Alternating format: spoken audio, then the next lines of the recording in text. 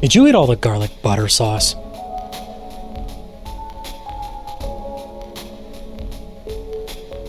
How long's it been since you played the original Silent Hill 2? I think it's been multiple years. I bet you remember the intro though, right?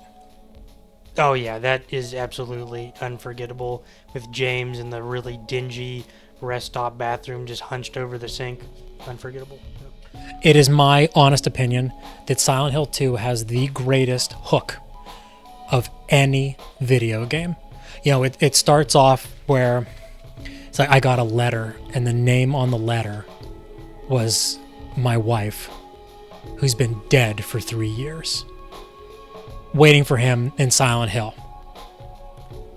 And why I think it's so powerful is right off the bat, you know, the person you're playing as, there's something seriously wrong with him. Immediately, you know that he's an unreliable narrator. He's lying about something. He's lying to himself. Your mind, what's so strong about the opening of Silent Hill 2 is that the gears in your head should be immediately turning when you hear what James has to say. And it makes you start questioning his motivation from the jump, right off rip. It immediately sucks the player into the game. It just grabs a hold of you. It's unbelievable. It's so good. What's your favorite cutscene? Like along the lines talking about the intro, what's your favorite cutscene in the whole game? There are so many memorable ones. Give me one. I want you to really be straight with me. Look at me. Tell me your favorite cutscene in this amazing game where basically every cutscene is amazing. I think the one that I thought was the coolest, or that stuck with me the longest, outside of the first one, would be when you walk into the room and there's some dead dude in a chair and the TV's crackling. You're like, who the heck could this be? Like, what happened to this dude? And you walk over and you look at him, and it's James. He's just all bloodied. That is... I was not expecting you to say that. That's cool. So that really made an impact on you. Yeah, I absolutely love that. I was like, oh my gosh, is he alive? Is he dead? Is this the Sixth Sense? You're such a cornball. Wow. Yeah, that is extremely cool. It's literally his character model, drenched in blood in front of the static TV. And you know what's cool about that too? I'll remind you. You played this game. It's been many years. I replayed the original a year ago, so I'm relatively sharp on it. I'll remind you that the room where you find his body in front of the TV, it's a room that you've previously explored in the game with nothing. There was nothing weird like that. I mean, the whole game's weird, but there wasn't his body in front of a TV. And then you go through, and I believe you meet Pyramid Head. And then when you come back through, yes, I know for a fact you meet Pyramid Head. And then you come back through, and then James's dead body is there in front of the TV. And then it's like things just start escalating. It's really, really cool. What about you? So, I mean, I told you had to pick one. So I need to hold myself to the same standard.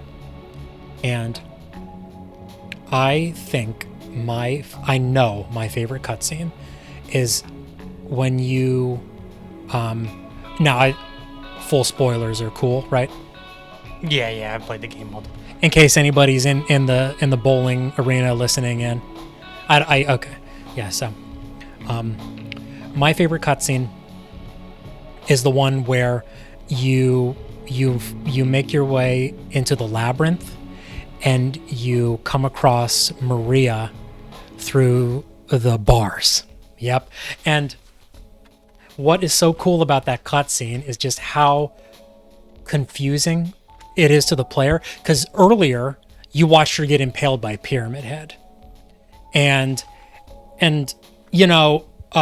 Maria, she's like practically a twin of your wife. As a player, you're like, oh, something weird's going on. This is, you have like these conflicted feelings about her, about what her origin is, about what's going on. And then she gets killed, and you're like, whoa, what is going on? and you come to that cutscene, and she's back, and you have all of these questions in your head because you've been adventuring with her. She looks like your wife, but a skanky version of your wife. And James comes across her in the labyrinth, and he's like, Maria, you're alive? And she just like looks back at him. She's like, of course I am, silly. He's like, but I saw Pyramid Head killed you. And she flips it on you, and she's like, James, honey, are you okay? And as the player, like, what is going on? Has she been resurrected? Is she just playing with James's mind for some reason? Because earlier, like, she could get angry at James from time to time. The cutscene where she's like, anyway, remember that? Yes, hilarious. Yeah. Anyway, and she's like, James, honey, what? And she's talking to you as if you were hurt by Pyramid Head when you were running from him. And then he's like, James is like, you're Maria, aren't you? And then I love this. And she's like, I am if you want me to be. And it's just like, it gives me chills. It absolutely gives me chills. Just that, how, the way that she delivers the line, it's so freezing cold. And then she keeps playing with James in that cutscene, and you get an inkling like, okay, maybe she's not a good guy. You know, she's like messing with his head, and she's like, you know, I can't do anything to you through these bars. Why don't you come find me? After she's, you know, talked to you as if she's actually your wife, because she talks really, when she's James, honey, like real sweet, and she keeps flipping her personality during the cutscene. It's incredible. Yeah, not to mention she drops James' lore about the videotape, further kind of confusing you. Yeah, she's like, don't you remember that tape we made? It's like, what? You know, oh my gosh, I can rewatch that cutscene repeatedly. It's absolutely incredible. Not to mention that the CG for that game looks so cool. The CG renders, man, what a that and the not to go off on too much of a tangent, but old CG renders from the PlayStation N64 and PlayStation 2 era, I absolutely love looking back at those. Do you like Final Fantasy, the old Final Fantasy games, their CG renders are really cool. You haven't really played much of the Final Fantasy games, have you? No, I've only seen you play a bit of 7 and 8. Okay. So yeah, that's my favorite cutscene. I love that cutscene so much. In a game where every single cutscene is just about a masterpiece. You know, there's another really funny line in that game. Do you have a do you have a guess what it could be? Outside of the anyway, the other one that I think of is the pizza line. Is that what you're thinking about, or I'm actually not thinking about that.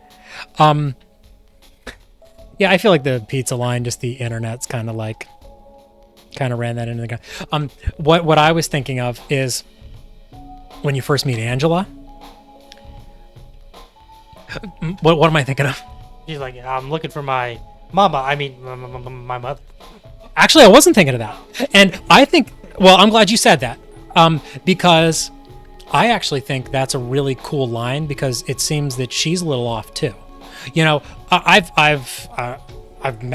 talked to some adults that might call their mom that. It's not completely out of the ordinary, but it's not common.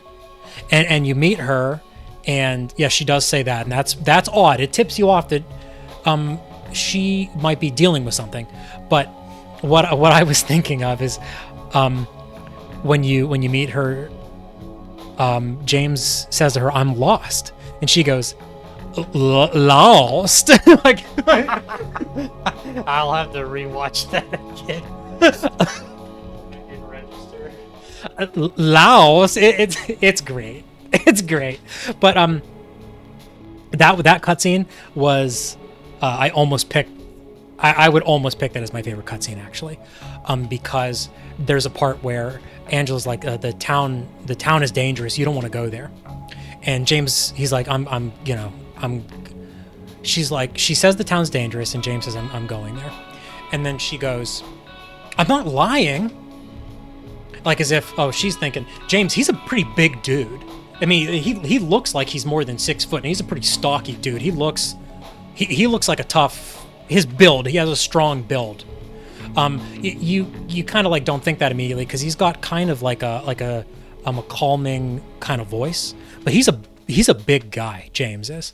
But anyway, she's like, she thinks that he doesn't believe her, but then James goes, oh, I believe you, but I don't care if it's dangerous either way. I'm going to town. And I just thought that was really cool, especially coupled up with how the game opens, where something's off because he's going to see his dead wife. And then he also says, I don't care about danger. I'm going where I want to go. Yeah, when we were talking about the cutscenes, I almost picked another one with Angela. I love how I said pick one cutscene and I'm gonna limit us and then whatever. The game's cutscenes are just too good. I don't know what to tell you. So go off. Which we can talk about later when we get into the characters, but it's another cutscene with Angela. Give it to me. Let's go. The one where like he walks in, the room has like a gigantic mirror wall. Where she's laying on the ground with the knife. Yep. And you're like, okay, so you're getting to see her slow descent into madness, which I thought was very, very cool. Yeah, and she's kind of manic in that cutscene because, like James, oh man, dude, the dialogue in that cutscene's really cool because she starts off, she's got the knife, but she's laying in kind of like a unthreatening pose. Yeah, she's laying in the fetal position. She's just kind of playing with the knife, right? It's not threatening initially. And then she gets up and she's talking to James. And, towards the end, she ends up pointing it at him. And then she flips. And, well, before she flips, she goes, James says, have you found your mother? And she gets accusatory towards him. Like, how would you know I'd be looking for her here? Like, she starts getting kind of amped up, getting kind of aggressive. And James, he diffuses it. He's like, well, I mean, you said that she was in the area. I figured this would, yeah, she'd be in the apartments.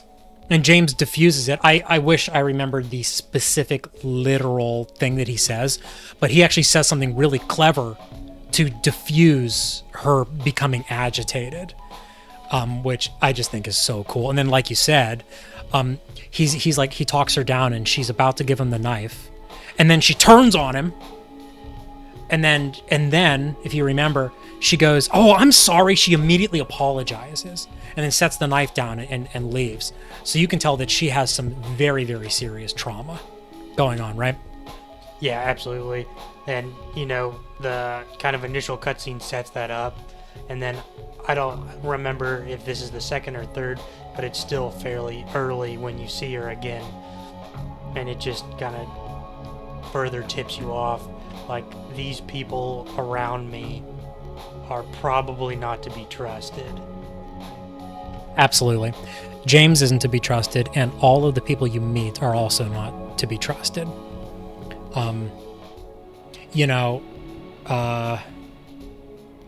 Eddie, for instance, at least me, when I was very first playing the game, when I very first saw him, the clothes he's wearing are really, really uncanny and strange. Yeah, like a striped polo, some shorts and sneakers. He's like, why are you wearing that in this fogged out, kind of dingy town? Oh, you mean because of the weather? Yeah.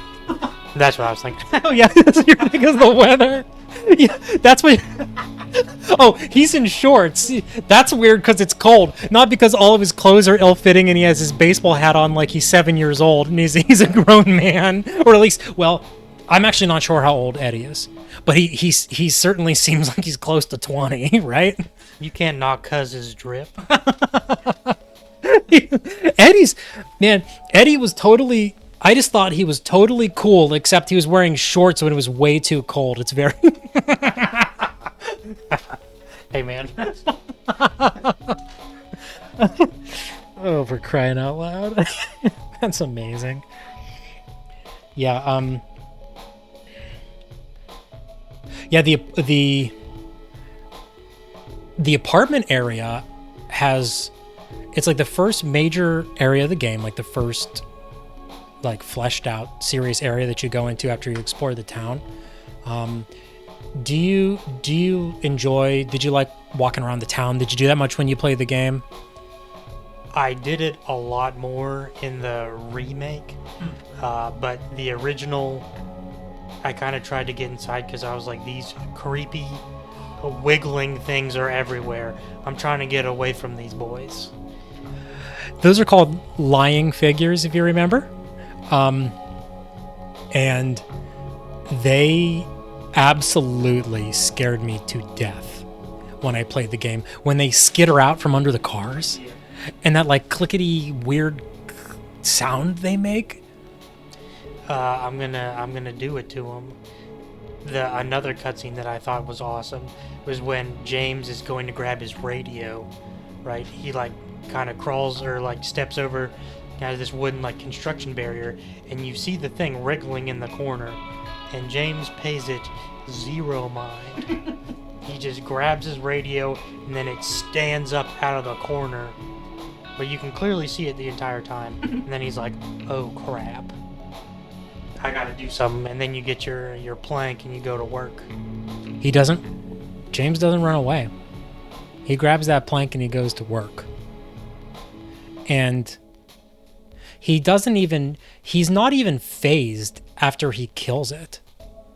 Like, he says something in the cutscene, which I can't recall, but he's not afraid. He's not afraid at all. When he told Angela that he's going to town anyway, he doesn't care if it's dangerous, he wasn't joking. Like, James does some things in Silent Hill 2 where I'm like, you don't seem to have any sense of self-preservation. Like, the cutscene back to the apartment. The apartment's really chock full of stuff.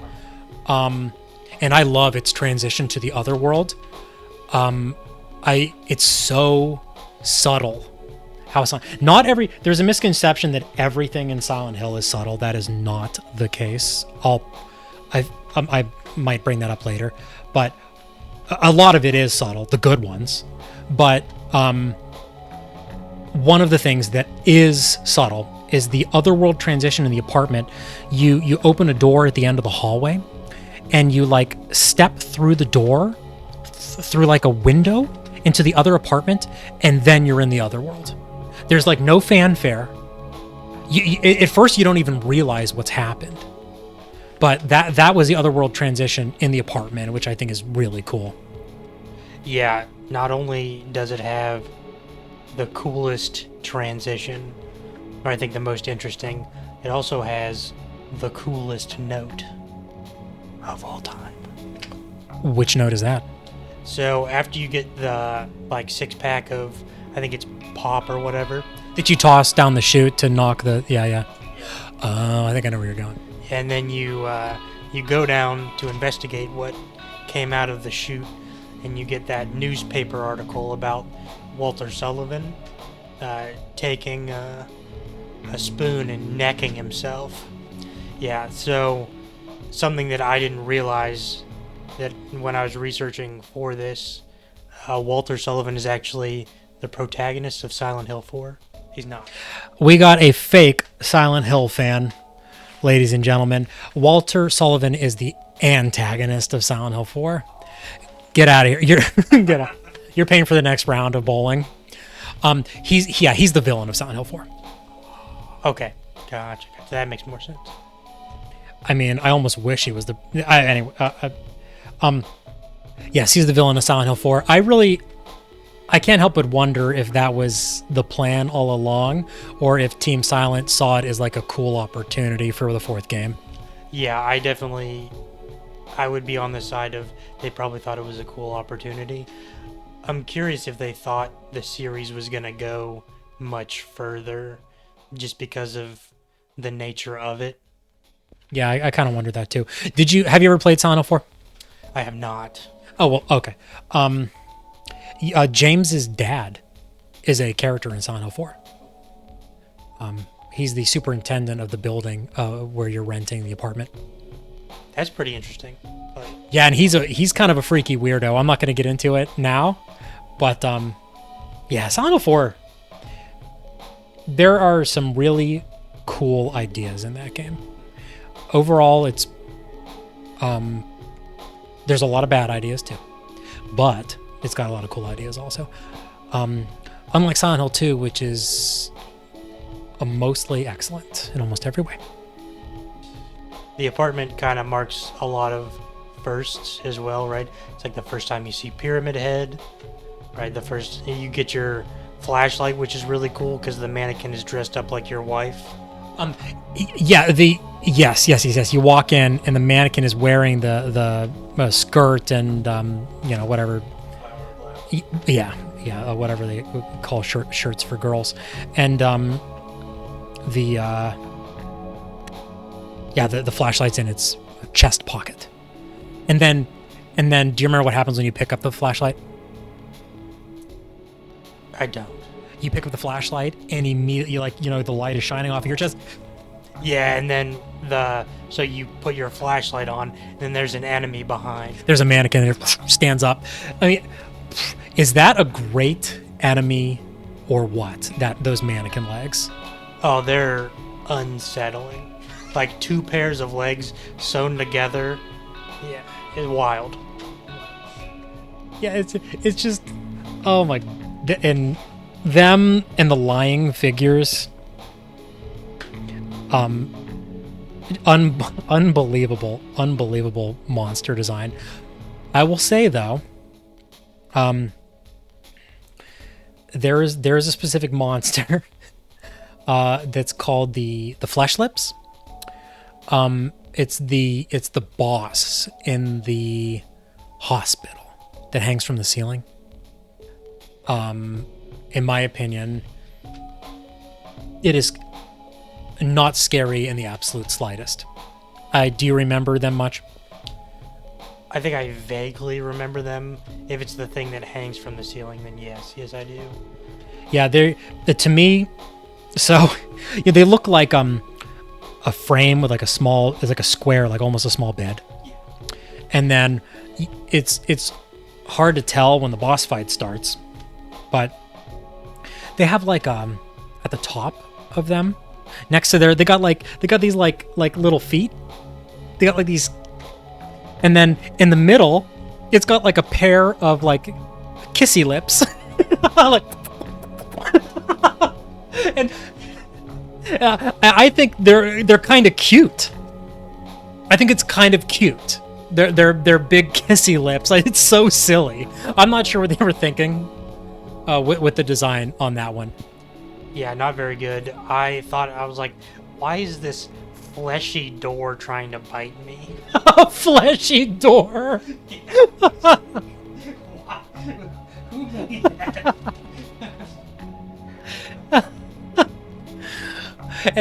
The story behind, I think even the connection behind that monster is a little, I don't know. It's not as strong as the compared to a lot of the rest of the game. It's supposed to represent when Mary was mean to James and she was yelling at him while she was dying of her sickness. But out of all those things, it's just like a fleshy door with some smoochy lips in the middle.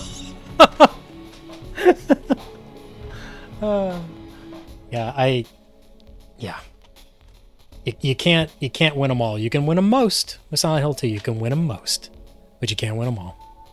Yeah, speaking of not winning, it's also in the apartment the first time you meet Laura. I despise Laura. Terrible. Yeah, absolutely horrendous.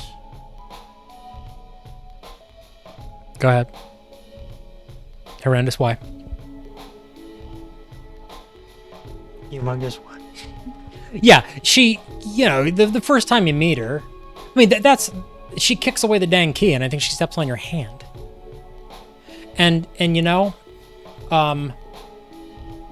she kind of becomes interesting because you learn that she knew Mary, and it's like, well, why does she hate James so much if she knew Mary? Didn't Mary and James love each other?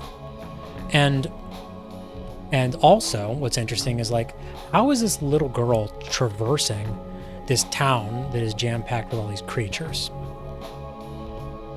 So it's another way of making you kind of question what's going on in the game. I think that's pretty smart. Yeah, she becomes interesting towards the end because of the connection that you mentioned. And then, it also begs the question, as a player, you're like, okay, if there are all these grotesque monsters everywhere, like, how has she not been hurt in some way? Do you know the answer to that question? Because she doesn't see, like, the monsters aren't there for her like they are for James or the other characters. That is exactly it. Yeah, because she's innocent, Silent Hill doesn't create any monsters for her. Like, every character in Silent Hill 2, what they're experiencing is different. And we only see it from James's perspective. Like, who knows who was in front of the TV for Eddie if he walked past? There might not have been anything. But James saw himself, drenched in blood, sitting in front of the static TV. It's really cool. Really, really cool. It's fun just like reminiscing about it, thinking about I like that you are never explicitly said what the other people's trials are in Silent Hill. It's like only alluded to. And I think they respect the person playing the game for you to kind of use your own imagination. Yeah, I would agree wholeheartedly. Who's your favorite character that's not James? Yeah, I was contemplating, it's like, who do I think has, like, the most unique angle? And for me, it was a toss-up between Eddie and Angela. I think Eddie's descent into madness is more interesting than Angela's descent. Like, the last cutscene that you see, again, to talk about cutscenes, before you fight him, and he's like, killing a person isn't anything, you just put it to their head and pow. That cutscene's amazing. And then that cutscene, like, it keeps ramping up. He's getting angrier and angrier. He's like, it doesn't matter if you're skinny, you're fat, you're ugly, you're pretty. You're all the same when you're dead. I was sitting there watching that cutscene my first time through the game, like, oh no, James, talk him down. Talk him down just like you were able to do with Angela. Please, James, please. Please talk him down. This is scaring me. Yeah, and then you're subjected to that boss fight, which is a terror in and of itself. The area is kind of cool. There's like that part with the meat locker, but that is not a fun boss to fight. You know what? Yeah, that boss is a absolute joke. You can just stand there and trade rounds back and forth, and it's not a controversial thing to say that the bosses in Silent Hill 2, other than their designs, I clowned on the flesh lips for a while, but the bosses have great designs. Like, dude, the final boss, Mary really freaked me out the way she looks. She looks like, yep, she's like suspended in that like cage, and she looks like a demonic, like Virgin Mary almost. It really like chilled me, like even like thinking about it. it kind of gives me chills even thinking about all these years later. It's a really terrific design with all like the black, like all over her face and the twitching and. But anyway, the boss fights. They're not good. I mean, come on, they're not good. Eddie, you just trade buckshot with, and he's got his Magnum revolver. It looks like a Ruger Blackhawk. It looks like a beefed up single action. And the the abstract daddy Angela's boss fight, you can just stand over it and just wail away at it. It's a joke. Yeah, the dual pyramid heads. At least with the dual pyramid heads, when you defeat them, it's kind of cool looking. They take their spears, they turn them on themselves.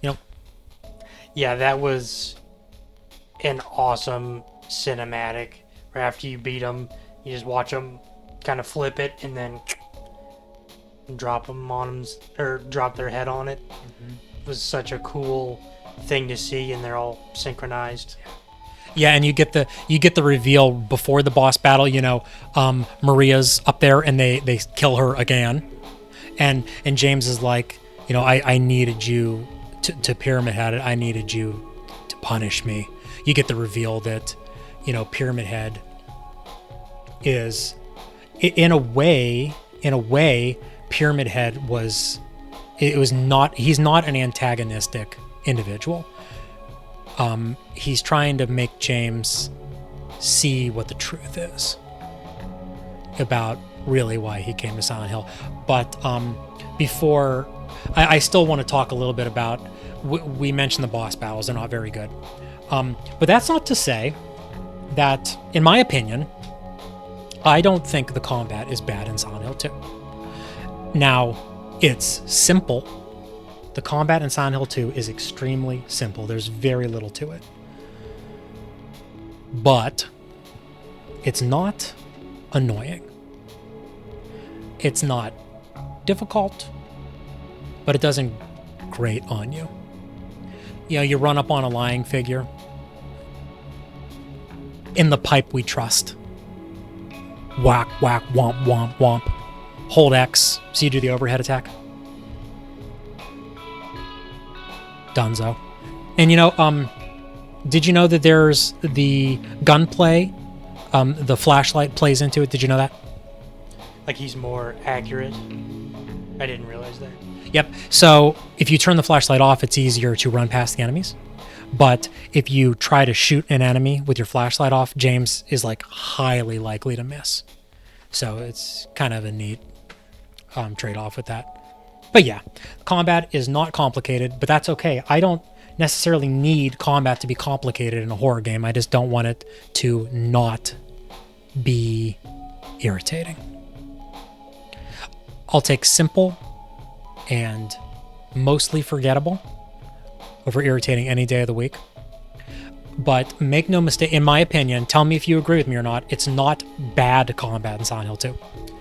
Yeah, I didn't find myself shying away from combat because I didn't enjoy it, right? Like the combat, again, not anything to write home about, but it was simple enough. You immediately got it. Fighting the enemies was not irritating. So in my book, in a horror game, like that's a win. 100%. 100%. Along those lines, it's not a very difficult game either. The unlike Resident Evil, the horror in those games is part of it is how stressed you are because of resource management until you get really good at them, and then there's really no stress at all. But you got unlimited inventory in Silent Hill 2. You got all the health drinks. I'm not letting you get away, you little rat. What's your favorite character?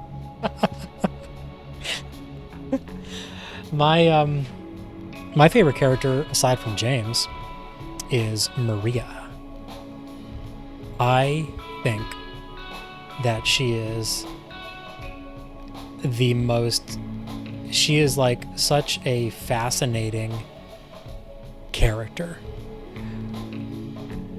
Yeah, you meet her, and at that point you don't know what Mary looks like. But James is like, you could be her twin.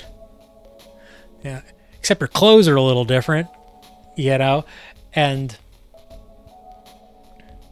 the way that let's get down to it. Maria is not a human being. She is a demon. She's a monster created by Silent Hill to torment James.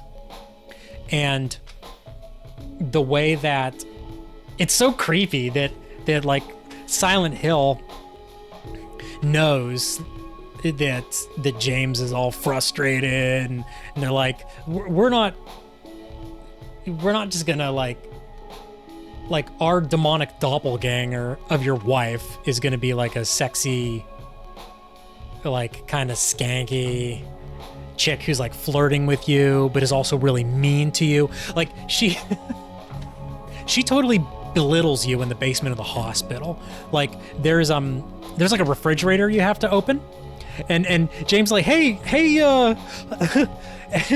hey Maria, could you help me with this? She's like, aren't you a big strong man? You need little old me to she's like dogging you. Which cracks me up. But yeah, she is one of the main villains of the game. And right off the bat when you first meet her, you're immediately skeptical about what's going on. And I just think that is just such a cool idea. The way she plays with your head. The fact that Silent Hill is so sinister to do that. Now, how'd you feel about the big reveal at the end? Oh, I'm so glad. That's terrific. I'm so glad you asked that, because I was going to ask you if you thought James, is he a villain or is he a hero? And since you asked me, I'll be fair, I'll answer this. I thought the reveal, it's so cool that you're playing this whole game and James's wife is dead, and you start getting little inklings about like you're like super nice to Angela, but she's still like she's like very skeptical of you, and she really is like guarded and kind of antagonistic a lot of the time. You're like, okay, that's kind of weird. I mean, why? Like, what's going on? And it turns out, that you ended your wife's life, and it's so cool that they don't just make it where, the story is not, oh, James was sick of his wife, he just wanted to kill her and move on. She's dying. She has a horrific disease. And really what he did was a mercy, I think. I think James leans more towards the side of good than towards the side of evil. I really do. Because imagine somebody that you care about. What's so cool about this game is the older you get, the more impactful it is. Like, somebody you care about is like dying this horrific disease, and they're teetering back and forth about being mean to you because they're mad at the world about what's been cast upon them. And then they're like, they're nice to you because they love you, and they realize that you're going to be alone without them, when they leave. And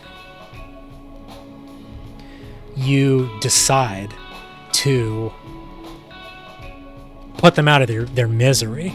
You know what I mean? And it's just like, that's unfathomably difficult to make that kind of decision, to decide, what I need to do is I need to kill my wife, not because I hate her, it's because I love her. Yeah, I would echo the same sentiment.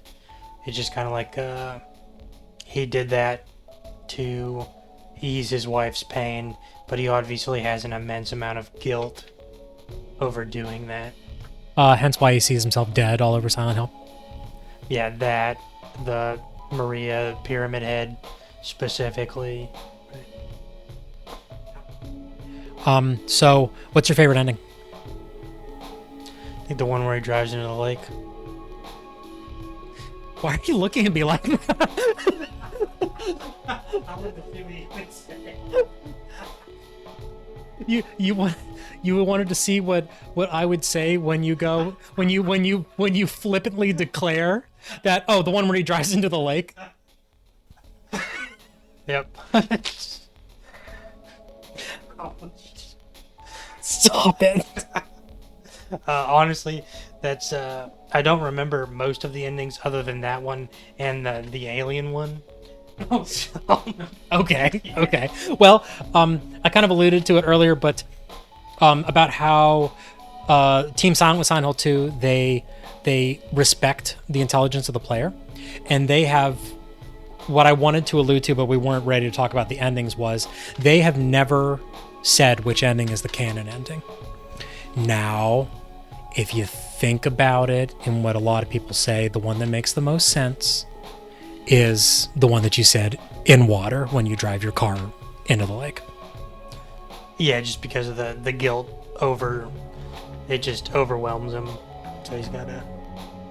Yes, yeah, just to put everything to an end. So my favorite ending is the Maria ending, and so what that one is you James let Silent Hill win, the demon Maria, and he leaves Silent Hill with her. And the reason that it's my favorite ending is they're about to leave Silent Hill. You remember now? It's so good. It's so good. They're about to leave Silent Hill, and Maria, she starts coughing, and James really sinisterly says, "You better do something about that cough." And it's absolutely chilling. You know, he didn't learn anything from his experience there, and he really comes off as really scary and evil with that ending. Yeah, it's a good thing the trunk wasn't open. You can see the pipe glistening in there. Oh, ready to get swinging? Yeah, if you don't do something about that cough, you're gonna get the pipe.